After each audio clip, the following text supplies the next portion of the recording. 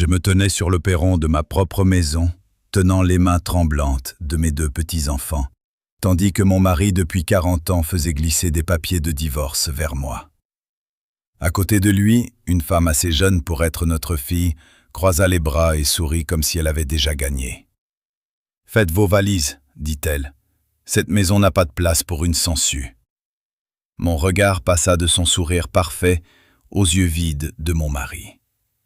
Moins d'une. 2 heures plus tôt, j'avais appris que j'avais hérité de 24 millions d'euros et d'un immeuble de bureau à Paris.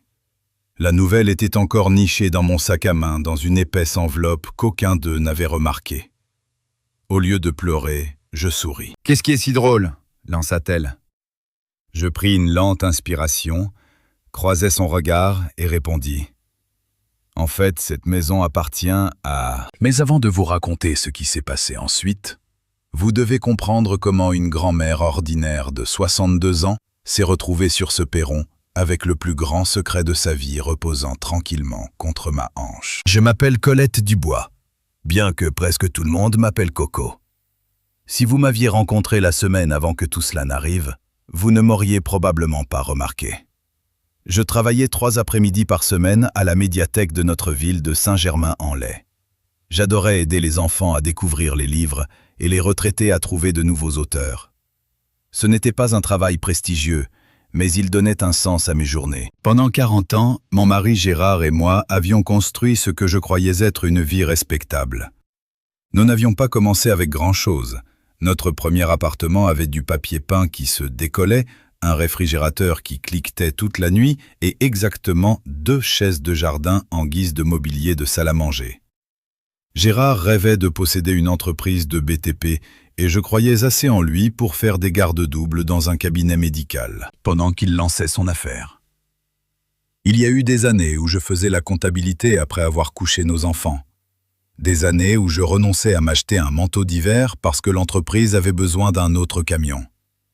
Des années où je souriais malgré l'inquiétude pour que Gérard ne perde pas confiance. Finalement, son entreprise a réussi. Les gens le louaient pour être un autodidacte. Je ne les ai jamais corrigés. Ce n'était pas parce que je voulais de la reconnaissance. Le mariage n'est pas censé être un décompte de points. C'est du moins ce que je croyais. Notre fille, Élise, avait maintenant 38 ans et élevait 2 merveilleux enfants après un divorce douloureux. L'argent était toujours un problème pour elle, mais elle refusait de se plaindre. Elle travaillait dur comme kinésithérapeute et trouvait quand même le temps de faire des gâteaux pour chaque kermesse de l'école. Notre fils Julien avait 35 ans et enseignait l'histoire-géographie dans un lycée public. Il aimait ses élèves comme le font toujours les bons professeurs. Il plaisantait souvent en disant que l'histoire ne concernait pas vraiment les dates. Elle concernait les choix.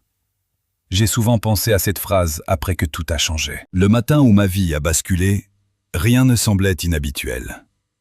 J'ai rangé des livres jusqu'à midi, discuté avec Madame Fournier d'un roman policier qu'elle venait de terminer, et ri avec un petit garçon qui a fièrement annoncé qu'il avait enfin appris à lire des romans.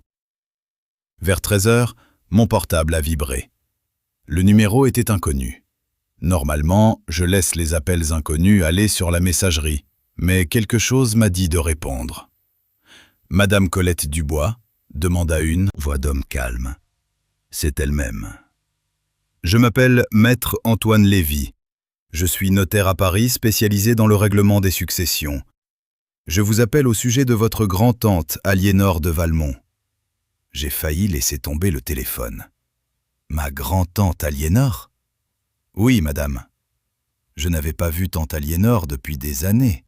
Elle faisait partie de ces parents fascinants dont les enfants chuchotaient pendant les dîners de famille. Elle ne s'était jamais mariée, portait des chapeaux élégants, même par temps ordinaire, et avait transformé des investissements immobiliers en une fortune extraordinaire. Les rumeurs familiales prétendaient qu'elle possédait des immeubles dans tout Paris, bien que personne ne semble savoir exactement combien. Elle s'était progressivement retirée des réunions de famille après le décès de ma grand-mère. La vie nous avait simplement éloignés. Je crains que vous ne m'ayez jointe. Trop tard, dis-je doucement. Nous ne nous sommes pas parlé depuis des années. Je suis au regret de vous informer que mademoiselle de Valmont est décédée il y a 3 semaines. J'ai fermé les yeux. Même quand quelqu'un vit une longue vie, la mort atterrit toujours avec un poids surprenant. Je suis désolé d'apprendre cela. Il y a cependant une autre raison à mon appel. Il fit une pause. Vous avez été nommé principal bénéficiaire de sa succession. Pendant plusieurs secondes, j'ai honnêtement cru qu'il m'avait confondu avec une autre Colette Dubois. Il doit y avoir une erreur. Il n'y a pas d'erreur. Il expliqua que le testament avait été examiné plusieurs fois, que chaque exigence légale était satisfaite. Puis il a calmement énuméré ce que tante Aliénor m'avait laissé. 24 millions d'euros, un immeuble de bureau historique dans le Triangle d'Or à Paris. Le contrôle majoritaire d'une fondation caritative qu'elle avait établie des décennies plus tôt. Je ne pouvais plus parler. La médiathèque autour de moi s'est estampée dans les silences. Finalement, j'ai murmuré « Pourquoi moi ?» Je crains de ne pas pouvoir répondre pleinement à cette question par téléphone. Mademoiselle de Valmont a laissé une lettre personnelle qui pourrait expliquer sa décision. Nous aimerions que vous veniez à notre étude demain matin. Je me suis appuyé contre une étagère, car mes genoux sont soudain devenus faibles. Il y a une seule requête. N'importe laquelle. Jusqu'à ce que les transferts de propriété soient finalisés, nous apprécierions une confidentialité totale. Vous avez ma parole. Après avoir raccroché, je suis simplement resté là à regarder les rangées de livres. 24 millions d'euros. Le chiffre ne semblait même pas réel. Curieusement, je ne pensais pas aux vacances, aux bijoux ou aux voitures de luxe. Ma première pensée fut pour Élise. Elle n'aurait plus jamais à s'inquiéter de ses mensualités de prêt. Ma deuxième pensée fut pour Julien. Sa salle de classe avait constamment besoin de fournitures que les enseignants achetaient généralement eux-mêmes. Puis j'ai pensé à Gérard. C'était peut-être enfin notre chance de ralentir ensemble. Nous avions si peu voyagé pendant notre mariage. Il y avait des régions que nous avions toujours parlé de visiter, de petits villages côtiers en Bretagne, des routes d'automne à travers la Dordogne. Peut-être que la vie nous offrait un dernier beau chapitre. J'ai terminé mon service dans un état second avant de partir chercher mes petits-enfants, Lise et Noé, à l'école primaire. Dès qu'ils sont montés dans ma voiture, toutes mes inquiétudes ont disparu. « Mamie !» annonça fièrement Noé. « J'ai eu un 20 sur 20 à ma dictée. » Lise leva les yeux au ciel. « Il l'a déjà dit à 3 personnes. »« J'ai eu un 20 !» répéta-t-il. « Je t'ai entendu. » J'ai ri. Sur le chemin du retour, ils se sont disputés pour savoir qui choisirait la musique, puis ont supplié pour une glace. J'ai promis que nous fêterions ça bientôt. Aucun des 2 enfants ne réalisait que j'imaginais silencieusement des frais de scolarité pour leurs études des avenirs, déjà payés des fardeaux allégés, avant même qu'ils sachent qu'ils existaient. En arrivant dans mon quartier, j'ai remarqué quelque chose d'inhabituel. 2 grosses berlines de luxe étaient garées dans mon allée. Aucun n'appartenait à Gérard. Une étrange sensation s'est installée dans mon estomac. « Mamie ?» demanda doucement Lise. « Tout va bien, ma chérie. » Mais d'une manière ou d'une autre, je savais déjà que non. Dès que je suis sorti de la voiture, l'après-midi m'a paru anormalement calme. Même les oiseaux semblaient plus silencieux. Lise a glissé sa petite main dans la mienne. Noé a attrapé mon autre main sans dire un mot. Les enfants ont un instinct remarquable. Ils sentent souvent les ennuis bien avant que les adultes n'admettent leur présence. Gérard se tenait sur le perron. Il n'était pas seul. À côté de lui se tenait une femme que je n'avais jamais rencontrée en personne, bien que je l'ai reconnue immédiatement d'après des photos que j'avais vues accidentellement des mois plus tôt sur les réseaux sociaux. Elle était grande, impeccablement habillée, probablement dans la mi-trentaine, avec des cheveux blonds parfaitement coiffés et la posture assurée de quelqu'un habitué à obtenir exactement ce qu'elle voulait. Son nom était Amandine Moreau. Elle était l'une des meilleures agents immobiliers de l'Ouest parisien. J'avais entendu des voisins la mentionner plus d'une fois. J'avais aussi vu son nom apparaître sur le téléphone de Gérard suffisamment de fois pour que cela s'installe inconfortablement dans mon esprit. Je lui avais demandé une fois « Qui est Amandine ?» Sans lever les yeux de son assiette, il avait répondu « Agent immobilier d'entreprise, elle est de mes clients. » J'avais accepté l'explication. Après 40 ans de mariage, la confiance devient moins une décision, et plus une habitude. Maintenant, j'aurais aimé avoir remis en question cette habitude plus tôt. Plusieurs cartons étaient empilés à côté des marches du perron. Mes pots de fleurs avaient été déplacés pour leur faire de la place. Sur l'un des cartons, mon nom était écrit en gros feutre noir. Colette. Pas maman. Pas ma chérie, juste Colette. Cela m'a frappé comme étant plus froid que tout ce qu'ils auraient pu dire. Gérard croisa les bras. « Tu es là ?» Sa voix était presque professionnelle. « J'habite ici », ai-je répondu doucement. Amandine sourit avec. Le genre de politesse qui n'atteint jamais les yeux. « Je suppose qu'on devrait en finir. » Mon cœur commença à battre plus fort. J'ai jeté un coup d'œil à mes petits-enfants. « Les enfants, pourquoi n'attendriez-vous pas près de la voiture une minute ?»« Non, » murmura Noé, « je veux rester avec toi. » Gérard soupira avec impatience. « Ils n'ont pas besoin d'entendre ça. Alors peut-être que tu n'aurais pas dû choisir aujourd'hui. » Il a détourné le regard. Ce petit geste m'a fait plus mal que des cris ne l'auraient fait. Amandine s'avança tenant une enveloppe Kraft. À l'intérieur se trouvaient plusieurs documents soigneusement organisés. Elle me les tendit. Pas Gérard, elle. Rien que cela m'en disait plus sur mon mariage que n'importe quelle conversation n'aurait pu le faire. « Ce sont les papiers du divorce », dit Gérard. Juste comme ça. Pas d'excuses, pas d'explications, pas de reconnaissance de 40 ans passés ensemble, seulement des faits. J'ai entamé la procédure il y a plusieurs mois. Je l'ai dévisagé. Plusieurs mois? Je voulais que tout soit prêt avant qu'on en parle. Prêt. Un mot si efficace pour démanteler une vie entière. Quand exactement comptais-tu me le dire? Quand le moment serait opportun? J'ai failli rire. Le moment. J'avais passé des décennies à organiser ma propre vie autour de son calendrier. Attendre que la saison de la construction ralentisse. Attendre que les affaires s'améliorent. Attendre la retraite. Apparemment, j'avais attendu trop longtemps.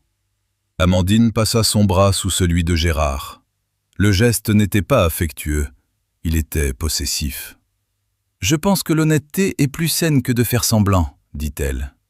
Son parfum flotta vers moi, cher et envahissant.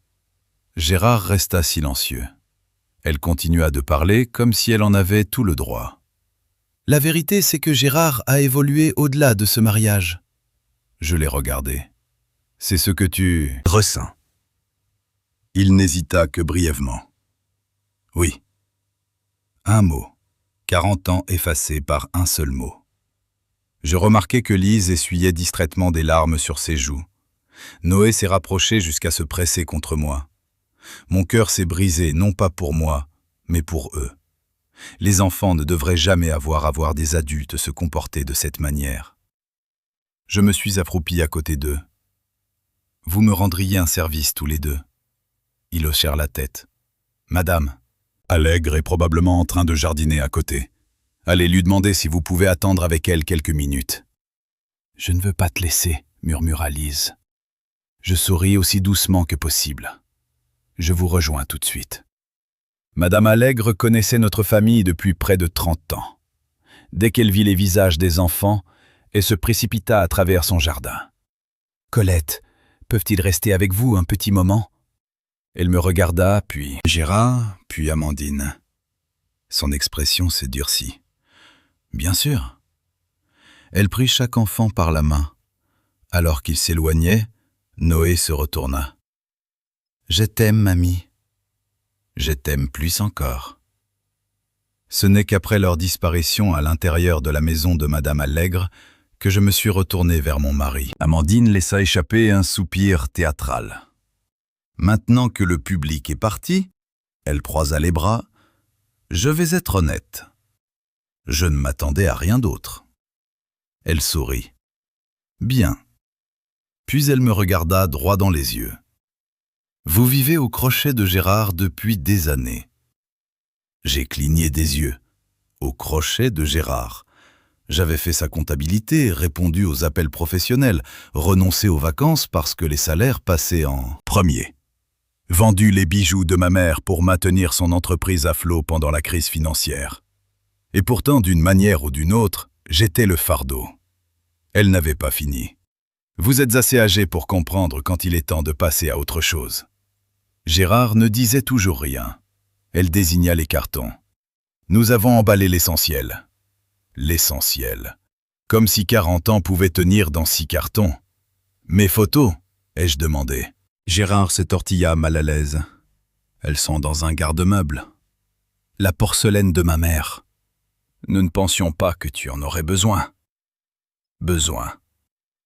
Cette porcelaine avait survécu à 3 générations. Apparemment, les souvenirs ne se qualifiaient plus comme des nécessités. Amandine haussa les épaules de manière exagérée. Vous pouvez toujours acheter de la nouvelle vaisselle? Je regardais Gérard une dernière fois, espérant vraiment voir une lueur de l'homme que j'avais épousé. Au lieu de cela, je vis de l'épuisement, de la lâcheté peut-être même, du soulagement. Je n'ai jamais voulu que ce soit laid, marmonna-t-il. Tu as amené une autre femme sur notre perron. Je sais. Non, dis-je doucement. Tu ne sais pas. Amandine semblait s'ennuyer de la conversation. Elle jeta un coup d'œil à sa montre.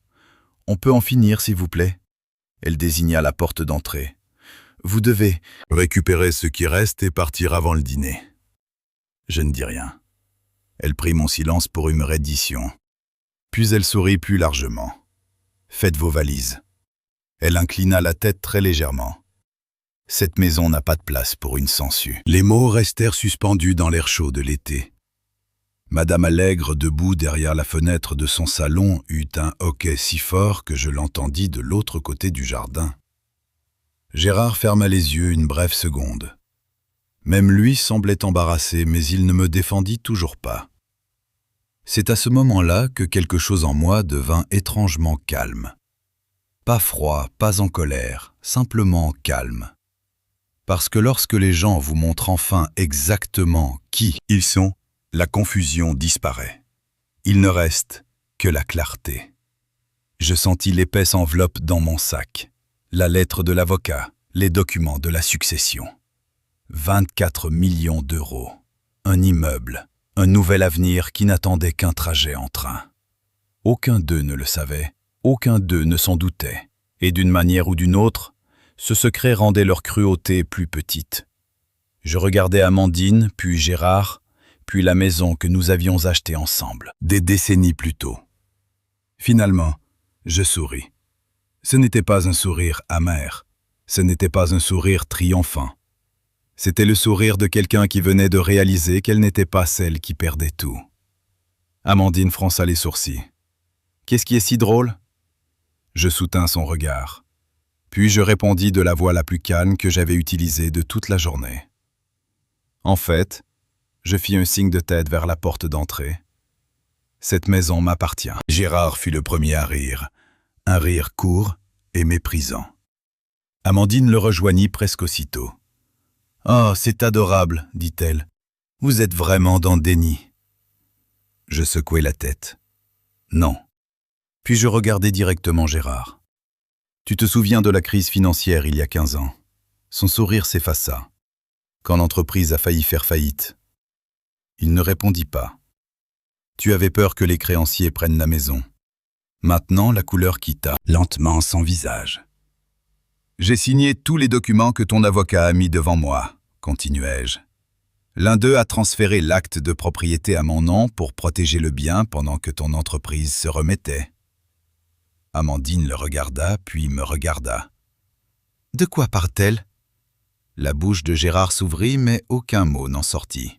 « Tu as toujours dit que nous le retransférerions une fois que les choses se stabiliseraient, » dis-je doucement. « Nous ne l'avons jamais fait. » Le silence s'installa sur le perron. Pour la première fois cet après-midi, Gérard eut l'air véritablement effrayé. Gérard me dévisagea comme si j'avais soudainement commencé à parler une autre langue. « C'est impossible, » dit rapidement Amandine, passant de son visage au mien. « Dis-lui qu'elle a tort. » Gérard ne répondit pas. Son silence lui en dit plus que n'importe quelle explication. « Tu as changé l'acte de propriété, dis-je tranquillement. Ton propre notaire l'a recommandé. Tu as dit que ce ne serait que temporaire jusqu'à ce que l'entreprise se redresse. Gérard Déglutit.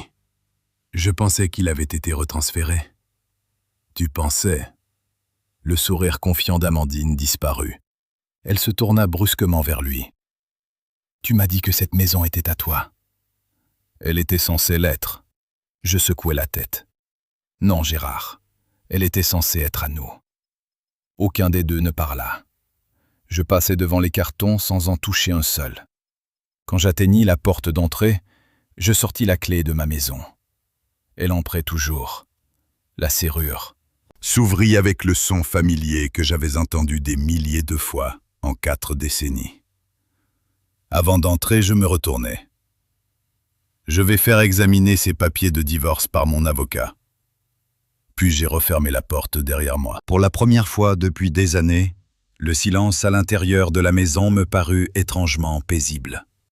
Je m'appuyai contre le mur du couloir et laissai échapper un long soupir que je ne savais pas que je retenais. Mes mains tremblaient. Non pas parce que je doutais de moi, mais parce que j'avais enfin cessé de faire semblant. 40 ans à ignorer de petites déceptions avaient conduit à une énorme trahison. La cuisine était exactement comme je l'avais laissée ce matin. Ma tasse de café était toujours dans l'évier. Une liste de courses reposait sur le réfrigérateur sous un aimant de la baie de Somme où Gérard et moi avions toujours prévu des vacances après la retraite. J'ai regardé l'aimant un long moment, puis je l'ai doucement enlevé.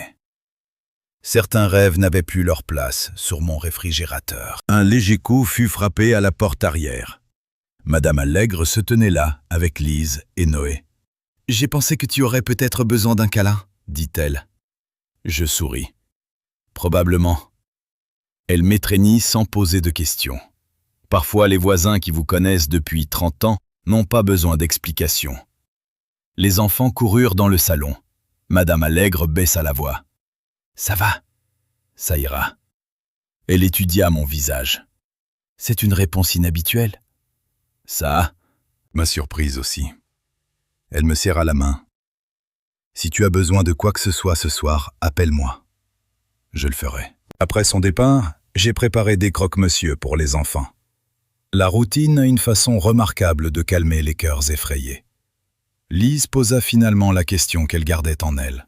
« Mamie, est-ce que papy et toi êtes fâchés ?» J'ai choisi mes mots avec soin. Parfois, les adultes font des choix qui blessent les gens. « Est-ce que papy t'a blessé ?» Oui. Elle baissa les yeux sur son assiette. « Est-ce que tu seras toujours ma mamie ?» J'ai tendu les mains sur la table et j'ai touché sa joue. Il n'y a rien au monde qui pourrait empêcher ça. Elle sourit pour la première fois depuis que nous étions rentrés.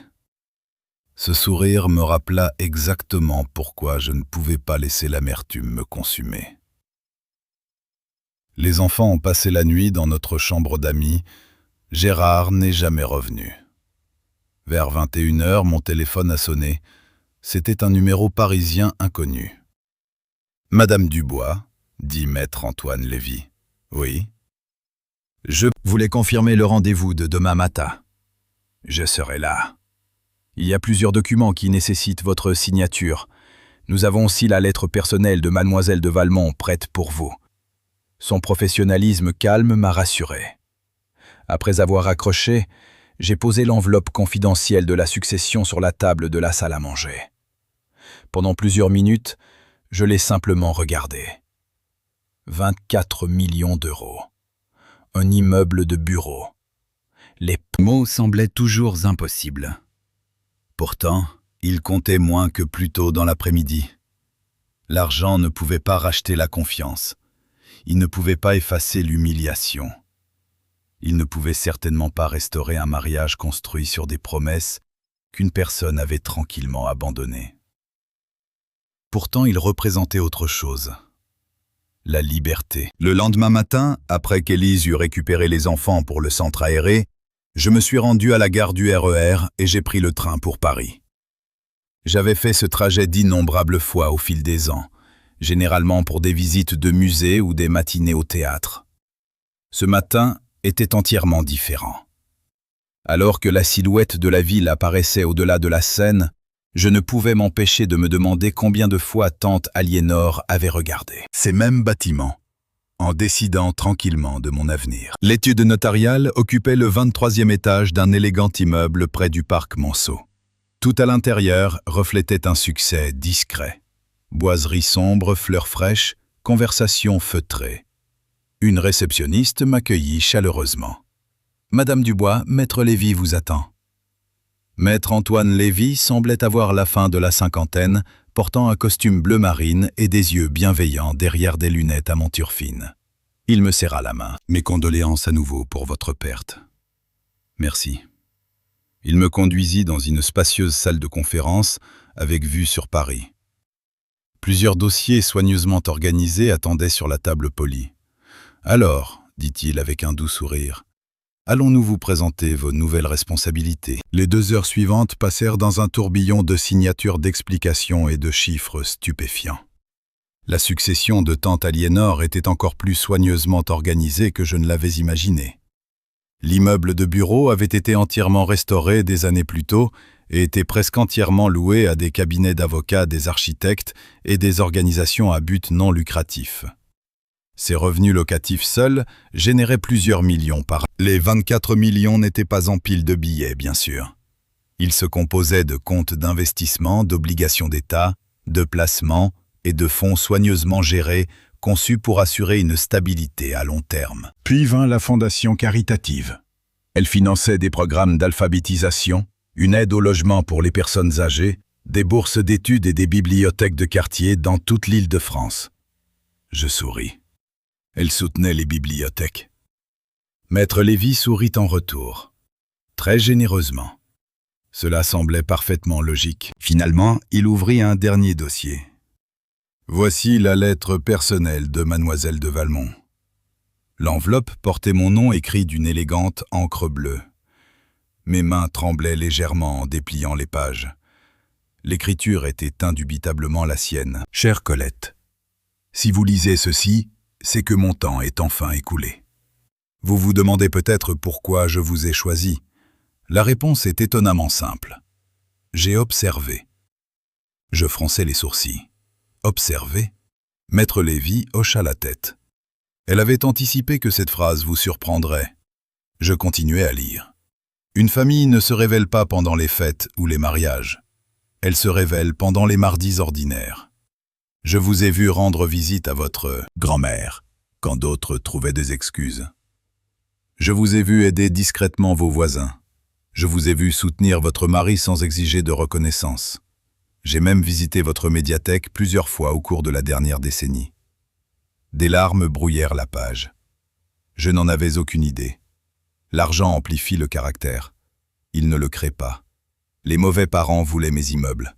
Vous n'avez jamais rien voulu. C'est précisément pourquoi vous les méritez. Au moment où j'atteignis le dernier paragraphe, je pleurais ouvertement. Maître Lévy regarda respectueusement par la fenêtre jusqu'à ce que j'aie fini. Je ne savais pas qu'elle me connaissait si bien. « Oh, dit-il doucement. Elle vous connaissait remarquablement bien. » Il fit glisser un autre dossier vers moi. « Il y a un point que nous devrions aborder. » « Lequel ? » « Étant donné la taille de votre héritage, la discrétion sera importante. La nouvelle du règlement de la succession finira par devenir publique. » Je comprends. Je recommanderais de dire le moins de choses possible jusqu'à ce que vous soyez prête. Je hochai la tête. Il y avait un autre secret que j'avais l'intention de garder. Gérard ne savait toujours pas que, alors qu'il croyait divorcer d'une femme aux économies modestes, il avait en fait quitté quelqu'un dont la vie avait changé pour toujours. Et je n'étais pas encore sûr que cette information viendrait un jour de moi. La première chose que j'ai faite après avoir quitté le bureau d'Antoine Lévy n'a pas été de faire du shopping, ni de regarder des appartements de luxe avec vue sur le Champ de Mars, et certainement pas d'acheter un sac à main coûteux ou de réserver dans un restaurant 5 étoiles. J'ai marché 3 rues jusqu'à une brasserie tranquille. J'ai commandé un café et un sandwich au jambon beurre et j'ai ouvert un bloc-notes jaune. Pendant 40 ans, j'avais été la femme qui planifiait tout, des budgets d'épicerie au dîner de Noël, des dossiers d'inscription à l'université des enfants, aux fiches de paie pendant les années de vache maigre de Gérard. Maintenant, j'avais un avenir différent à organiser. J'ai écrit une phrase en haut de la page. « Ne laisse pas l'argent changer qui tu es ». Puis je l'ai souligné 2 fois. Ce morceau de papier est resté dans mon sac à main pendant l'année suivante. C'est devenu ma boussole, chaque fois que la vie menaçait de tourner trop vite. Les semaines suivantes passèrent dans un tourbillon d'avocats, de comptables et de réunions. J'ai appris plus de choses sur l'immobilier commercial que je n'aurais jamais imaginé. L'immeuble que tante Aliénor m'avait laissé n'était pas juste une autre tour de bureau. Il se dressait au cœur de Paris depuis près d'1 siècle. Sa façade en pierre de taille avait survécu aux guerres, aux récessions, aux pannes de courant et aux crises financières. Des milliers de personnes passaient chaque jour par ces portes tournantes sans jamais connaître la femme discrète qui en était maintenant propriétaire. Chaque fois que je le visitais, je me sentais moins comme une propriétaire et plus comme une gardienne. Cela me convenait parfaitement. Le gestionnaire de l'immeuble, Carlos Martinez, y travaillait depuis 22 ans. « J'ai rencontré beaucoup de propriétaires d'immeubles », m'a-t-il dit lors d'une visite. Ils posent généralement une seule question. Quelle question? Combien d'argent cet endroit peut-il rapporter? Et moi, non. Il sourit. Vous avez demandé où les locataires déjeunaient? J'ai ri. Je suppose que oui. Vous avez aussi demandé quels employés travaillaient ici depuis le plus longtemps. Les gens comptent. Il hocha la tête en signe d'approbation. Je pense que mademoiselle de Valmont a bien choisi. Au lieu de remplacer le personnel expérimenté, je les ai écoutés. Au lieu d'augmenter les loyers de manière spectaculaire, j'ai approuvé des améliorations progressives qui profitaient à la fois aux locataires et aux employés. Le hall a reçu un meilleur éclairage et des sièges plus confortables. Les ascenseurs ont été modernisés. Système de chauffage vieillissant a été remplacé avant un autre hiver rigoureux. De petites décisions, des décisions pratiques, le genre de choix que tante Aliénor elle-même aurait probablement fait. Pendant ce temps, la Fondation Caritative tenait sa première réunion du conseil d'administration avec moi comme présidente. J'étais nerveuse en entrant dans cette salle de conférence. La plupart des membres du conseil connaissaient tante Aliénor depuis des décennies. Me verraient-ils comme une étrangère? Au lieu de cela, ils m'ont accueilli chaleureusement. Un homme d'environ 70 ans a souri. Aliénor a toujours fait confiance à son instinct. Un autre a ajouté « Si, elle vous a choisi. Nous sommes intéressés par vos idées. » Mes idées étaient simples. Étendre les programmes d'alphabétisation, augmenter les bourses pour les IUT et les écoles professionnelles, soutenir les médiathèques dans les quartiers défavorisés, créer des subventions pour les initiatives de logement pour personnes âgées. Aucune de ces propositions n'a fait la une des journaux, mais elles ont changé des vies. Élise a finalement accepté de quitter son cabinet privé pour devenir la directrice exécutive de la Fondation. « Je ne sais pas si je suis qualifiée », a-t-elle admis. « Tu as passé toute ta carrière à aider les gens à se rétablir », lui ai-je dit. « C'est exactement ce que fait cette fondation. » Elle a accepté. Voir ma fille s'épanouir dans un travail qui a du sens m'a rempli d'une fierté qu'aucune somme d'argent n'aurait jamais pu égaler. Julien est devenu conseiller pédagogique pour le programme de bourse. Son expérience en tant que professeur de lycée public s'est avérée inestimable. « Je sais exactement quels élèves passent à travers les mailles du filet », a-t-il dit lors d'une session de planification. « Alors construisons quelque chose d'assez solide pour les rattraper. » Il a souri. On dirait papa parlant de construction. Le commentaire nous a tous les deux pris au dépourvu. Pendant un moment, aucun de nous n'a parlé. Finalement, j'ai répondu doucement. J'espère que je construis quelque chose de plus solide. À la maison, la vie restait compliquée. Gérard avait emménagé dans un appartement de l'autre côté de la ville. La communication se faisait presque entièrement par l'intermédiaire des avocats. Son avocat a demandé à plusieurs reprises que je quitte la maison familiale pendant que les négociations de divorce se poursuivaient. Mon avocate a simplement répondu avec des copies de l'acte de propriété. La demande a cessé. Puis une autre surprise est arrivée. Mon avocate, maître Hélène Verdier, m'a demandé de rencontrer un expert comptable judiciaire. « Je pense que vous voudrez entendre cela en personne », a-t-elle dit.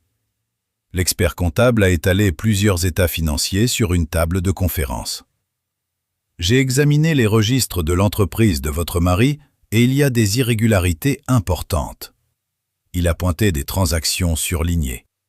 Les fonds de l'entreprise avaient payé des vacances de luxe, des achats de bijoux, une voiture de sport en leasing, des milliers d'euros de notes de restaurant, tous liés à Amandine. Je fixais les documents. Je pensais que Gérard payait pour cela personnellement. C'est ce qu'il pensait aussi. Que voulez-vous dire? C'est l'entreprise qui a payé. Il fit glisser un autre document vers moi. Il y a aussi des comptes d'investissement non déclarés. J'ai senti mon sœur. Estomac se nouer. Caché de moi et potentiellement du fisc.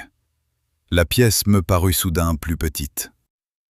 Mon mariage ne s'était pas terminé parce que Gérard était tombé amoureux de quelqu'un d'autre. Il s'effondrait sous mes pieds bien avant que je ne le réalise. Il y avait des fonds manquants, une comptabilité douteuse, des contrats qui semblaient inhabituellement favorables à certains sous-traitants. L'expert comptable me regarda attentivement. « Madame Dubois, veux être claire. J'apprécie cela. Nous n'accusons personne de crime. Non, mais ces dossiers méritent un examen plus approfondi. » Je hochai la tête lentement. Alors laissons les dossiers parler d'eux-mêmes. C'est devenu mon approche. Pas d'appel anonyme, pas de plan de vengeance, pas d'accusation publique. Si Gérard avait enfreint des lois, la vérité émergerait par les voies appropriées. Je n'avais aucun désir de le détruire.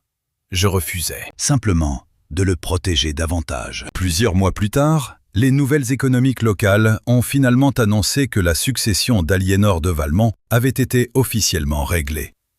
Le mystérieux héritier n'était plus un mystère. Ma photo est apparue à côté d'un article décrivant les initiatives communautaires élargies de la Fondation. Le titre ne portait pas sur la richesse. Il se concentrait sur les subventions à l'alphabétisation et les bourses d'études. J'ai apprécié cela. Tard cet après-midi-là, mon portable a sonné. Gérard. Je l'ai laissé aller sur la messagerie. Quelques minutes plus tard, un autre appel est arrivé. Puis un autre. Finalement, j'ai écouté. « Colette ?» Sa voix était différente de tout ce que j'avais entendu auparavant. « Tu as hérité de la fortune d'Aliénor de Valmont. » Je n'ai rien dit. Il a continué. « Je viens de voir les nouvelles. » Un autre long silence. « Je ne savais pas. »« Non. » ai-je murmuré dans la potère. Pièce vide. Tu ne savais pas. Le message vocal suivant est venu d'Amandine. Son ton était radicalement différent de celui de la femme qui s'était tenue sur mon perron. « Colette, je pense que nous sommes partis du mauvais pied. » J'ai failli sourire. Du mauvais pied.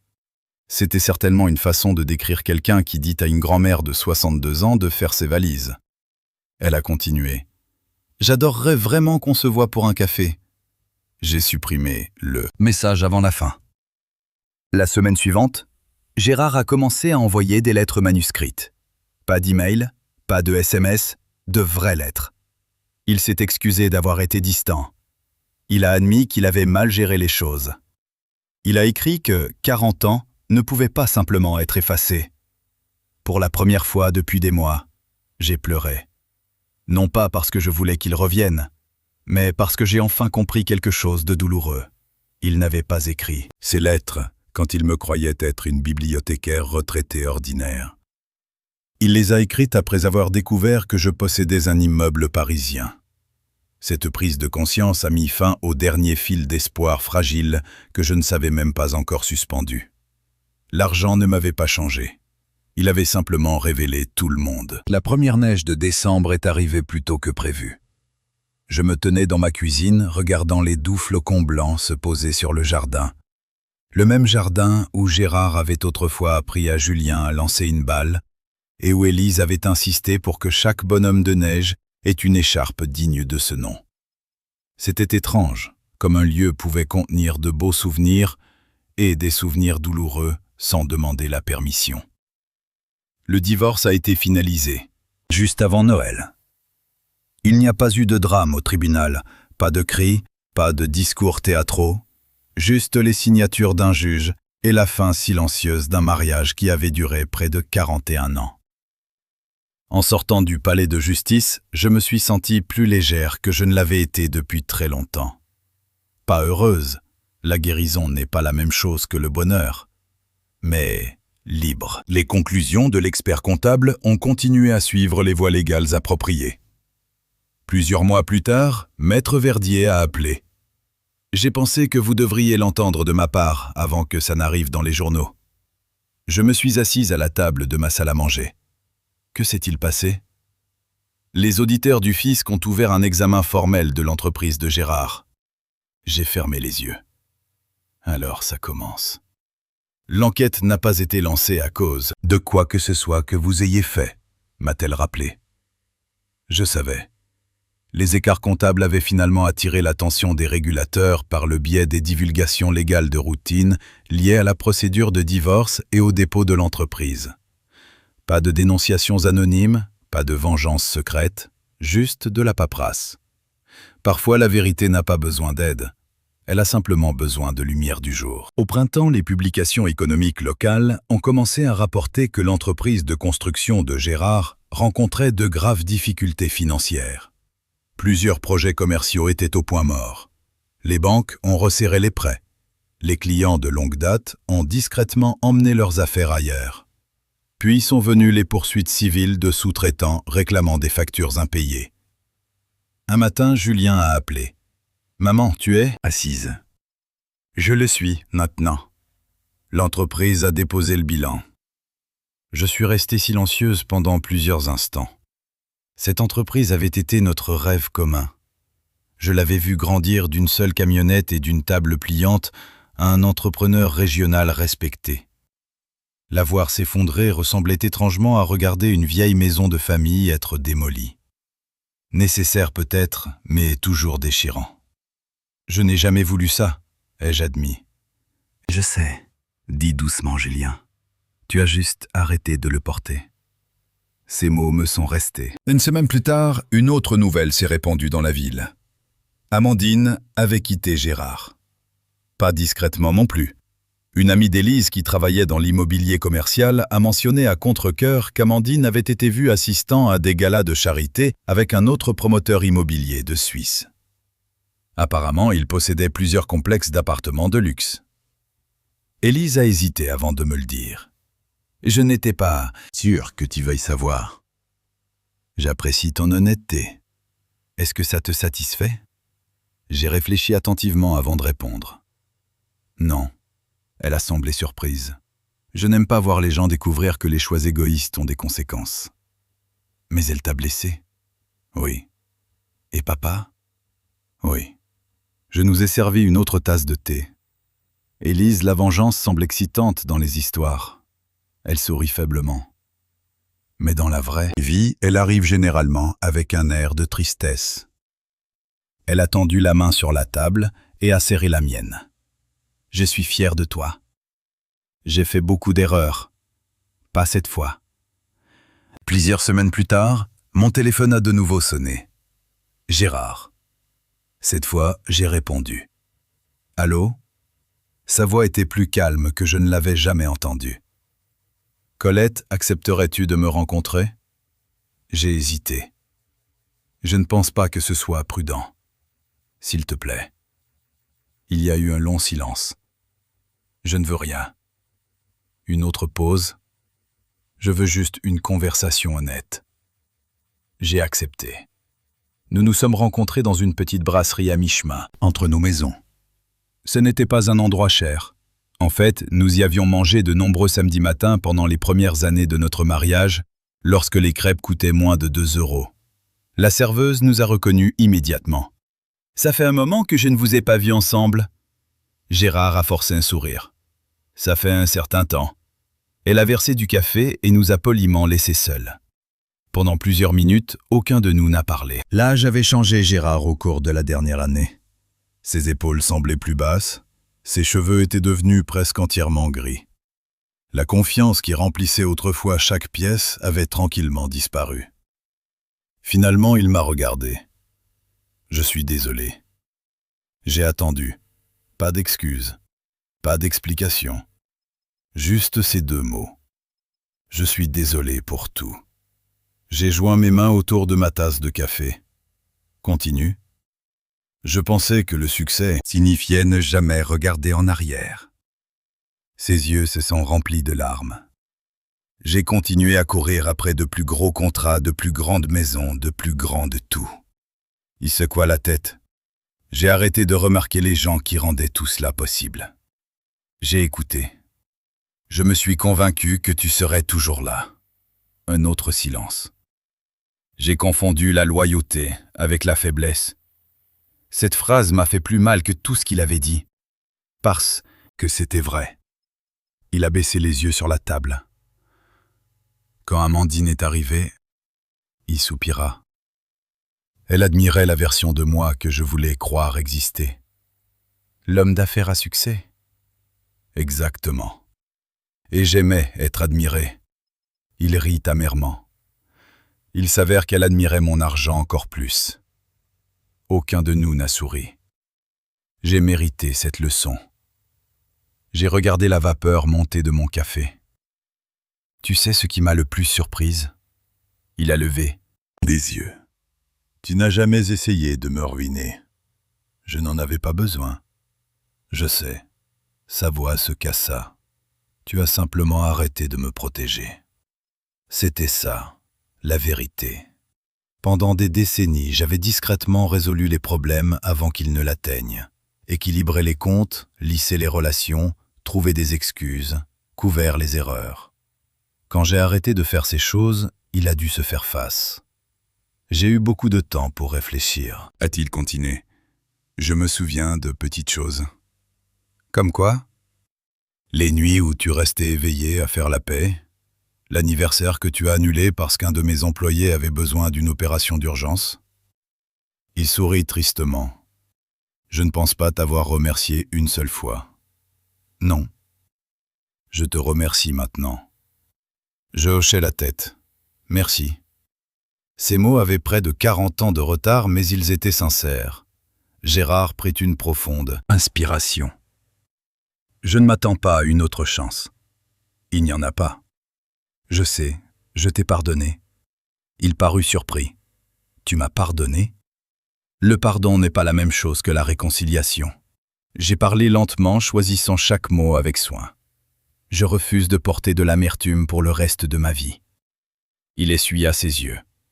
Mais je ne prétendrai pas non plus que la confiance peut être reconstruite après ce qui s'est passé. Il hocha la tête. Je comprends. J'espère vraiment que tu construiras une vie paisible. J'essaierai. Alors que nous nous levions pour partir, il hésita. Colette? Oui? J'ai toujours pensé qu'hériter de millions faisait de toi la personne la plus riche de la pièce. Il me regarda droit dans les yeux. J'avais tort. Avant que je puisse répondre, il ajouta doucement « Tu étais plus riche que moi bien avant que ta tante n'écrive ce testament. » Il est sorti, seul, dans le soleil de l'après-midi. Je l'ai regardé traverser le parking avec des pas plus lents que dans mon souvenir. Pour la première fois depuis que tout était arrivé, je n'ai pas vu un ennemi. J'ai vu un homme vieillissant qui avait troqué les meilleures parties de sa vie avant de réaliser leur valeur. Ce n'était pas une victoire, c'était simplement la vérité. Et d'une manière ou d'une autre, la vérité était suffisante. 1 an après m'être tenu sur mon perron avec des papiers de divorce dans une main et le plus grand secret de ma vie dans l'autre, je me suis retrouvé sur la terrasse, sur le toit de l'immeuble parisien que tante Aliénor m'avait confié. La ville s'étendait dans toutes les directions. Les taxis parisiens glissaient dans les rues en contrebas comme de minuscules pièces mobiles sur un plateau de jeu. Le soleil de l'après-midi se reflétait sur les tours de verre, tandis que les bâtiments haussmanniens plus anciens me rappelaient que Paris avait toujours trouvé un moyen de mêler hier à demain. J'ai posé mes mains sur la balustrade en pierre. Pendant un long moment, j'ai simplement respiré. Quand j'ai hérité de cet immeuble, je pensais qu'il représentait la richesse. Maintenant, je comprenais qu'il représentait la responsabilité. L'argent peut changer votre adresse. Le caractère détermine si les gens sont heureux que vous soyez arrivé. La fondation avait terminé sa première année complète sous ma direction. Au lieu de se réduire, elle avait grandi. Nous avons étendu les programmes d'alphabétisation à des dizaines de médiathèques en Île-de-France. Nous avons créé des bourses pour les étudiants des IUT, des écoles professionnelles et des écoles d'infirmières. Nous nous sommes associés à des organisations qui réparaient les maisons des personnes âgées à faible revenu, aidant les aînés à rester en sécurité dans les quartiers où ils avaient passé leur vie. L'un de mes projets préférés a consisté à convertir un étage inutilisé de l'immeuble de bureau en un centre de ressources pour les associations. Chaque semaine, des vétérans s'y retrouvaient pour des conseils à l'emploi. Des personnes âgées assistaient à des ateliers gratuits de planification financière. De petites organisations communautaires avaient enfin un espace de réunion abordable en plein cœur de Paris. Chaque fois que je parcourais ces couloirs et que j'entendais des gens rire autour d'un café, je pensais à tante Aliénor. Elle avait compris quelque chose que beaucoup de gens riches ne comprennent jamais. Les bâtiments n'ont de valeur que parce que les gens les remplissent d'un but. Élise s'épanouissait en tant que directrice exécutive de la Fondation. Voir sa confiance grandir était l'une des plus grandes joies de ma vie. Elle ne s'inquiétait plus de payer ses mensualités de prêt chaque mois. Au lieu de cela, elle passait ses journées à aider d'autres familles à trouver des opportunités qu'elle n'avait jamais imaginées. Un soir, elle est passée chez moi après le travail portant une pile de dossiers de bourse. Elle a souri. « Maman, tu te rends compte qu'on a attribué plus de 200 bourses cette année ?» Je lui ai souri en retour. « J'espérais que tu me le dirais. » Elle a ri. « Tu fais toujours semblant de ne pas connaître déjà les chiffres. J'aime t'entendre les dire. » Elle s'est assise à côté de moi à la table de la cuisine. « Je pense que tante Aliénor serait fière. » Je l'espère. Julien a continué à enseigner l'histoire au même lycée public. Malgré mes encouragements, il a refusé de quitter la salle de classe. « Maman, a-t-il dit un après-midi, certains métiers ne sont pas censés te rendre riche. » Je sais. Ils sont censés te rendre utile.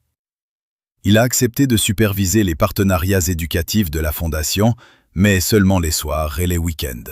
« Mes élèves ont encore besoin de moi le lundi matin, a-t-il insisté. Je n'aurais pas pu être plus fier. Quant à Gérard, la vie était devenue beaucoup plus calme. Après avoir perdu son entreprise, il a accepté un poste de bénévole dans une organisation à but non lucratif qui aidait les personnes âgées à naviguer dans les défis du logement et financier après la retraite.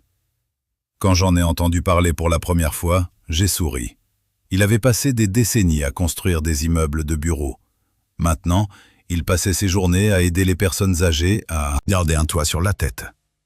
Il y avait quelque chose de juste là-dedans. Les réunions de famille sont progressivement devenues moins gênantes. Le premier Noël a été difficile. Tout le monde mesurait chaque conversation avec soin. Le second a semblé plus facile. Au troisième, les petits-enfants avaient cessé de s'inquiéter de savoir où tout le monde devait s'asseoir. Les enfants ramènent souvent les adultes à la normale. Un samedi après-midi chaud du printemps suivant, Élise a organisé une fête d'anniversaire pour Noé qui venait d'avoir 11 ans. Le jardin débordait de ballons, de chaises pliantes, de merguez et de brochettes sur le barbecue, et de petits-enfants se poursuivant dans l'herbe. Gérard est arrivé avec un cadeau soigneusement emballé. Il m'a regardé de l'autre côté du jardin, j'ai souri poliment, il a souri en retour. Pas d'amertume, pas de prétention que le passé n'avait pas eu lieu. Simplement deux personnes âgées qui comprenaient que la paix ressemble parfois à quelque chose de différent de l'avenir que nous avions autrefois imaginé. Plus tard cet après-midi-là, Lise, maintenant âgée de 13 ans, s'est approchée pendant que j'étais assise sous l'érable. « Mamie ?»« Oui, ma chérie ?» Elle s'est appuyée contre mon épaule. « Je peux te poser une question ?»« Bien sûr. »« As-tu déjà été vraiment en colère contre papy ?» J'ai regardé de l'autre côté du jardin. Gérard aidait Noé à assembler un nouveau télescope. Il a ri alors que le garçon le pointait accidentellement en arrière. Pendant un long moment, je les ai observés. Puis j'ai répondu honnêtement. Oui, vraiment en colère. Très. Qu'est-ce qui a changé? J'ai réfléchi attentivement avant de parler. Si j'étais resté en colère pour toujours, j'aurais laissé ces erreurs continuer à contrôler ma vie. Elia réfléchit. Donc pardonner à quelqu'un, ce n'est pas dire que ce qu'il a fait était bien. Non, c'est dire que tu ne laisseras pas ce qu'il a fait décider de qui tu deviens. Elle hocha lentement la tête. Je crois que je comprends. J'espère que tu n'auras pas besoin de cette leçon avant de nombreuses années. Elle m'a serré dans ses bras. Je m'en souviendrai quand même. Ce soir-là, après que tout le monde soit rentré, j'ai retrouvé la lettre de tante Aliénor dans le tiroir de mon bureau. Le papier était devenu légèrement usé à force d'être lu si souvent. Une phrase se démarquait toujours par-dessus toutes les autres. L'argent amplifie le caractère. Il ne le crée pas. Elle avait eu raison. L'argent de Gérard avait amplifié son orgueil. Les ambitions d'Amandine avaient amplifié sa cupidité. Mon héritage avait amplifié les valeurs Que j'avais passé une vie à essayer de vivre. La richesse ne m'avait pas sauvé. Elle m'avait simplement donné plus d'occasions d'être la personne que je voulais déjà être. Alors que le soleil commençait à se coucher, je suis retourné à Paris une dernière fois ce soir-là. J'ai pris l'ascenseur jusqu'au dernier étage de l'immeuble et je suis sorti sur la terrasse du toit. Le ciel brillait de nuances d'orange et de violet doux. Loin en dessous, des millions de personnes se dépêchaient à travers une autre journée ordinaire. J'ai souri. Un an plus tôt, je pensais que la plus grande bénédiction que j'avais reçue était 24 millions d'euros et un immeuble de bureau. Je n'aurais pas pu me tromper davantage. La plus grande bénédiction a été de découvrir que ma valeur n'avait jamais dépendu de l'opinion de mon mari, de mon compte en banque ou de l'approbation de quiconque. Elle venait des choix discrets que j'avais faits au cours de ma vie. Les choix de travailler dur, d'aimer profondément, de pardonner sans oublier de protéger ma famille, de rester gentille sans devenir naïve. Ces Choix sont devenus le plus riche des héritages. Si mon histoire vous a touché, j'espère que vous prendrez un moment pour penser aux personnes dans votre propre vie qui se sont tenues discrètement à vos côtés pendant les années ordinaires. Parfois, ce sont les vrais trésors que nous n'apprécions pas pleinement, jusqu'à ce que la vie nous mette à l'épreuve. Et si ce voyage a signifié quelque chose pour vous, j'aimerais que vous partagiez vos réflexions. Transmettez cette histoire à quelqu'un qui pourrait en avoir besoin. Et abonnez-vous pour plus d'histoires sur la résilience, les secondes chances et la force tranquille qui vient souvent avec l'âge. Merci d'avoir passé ce temps avec moi.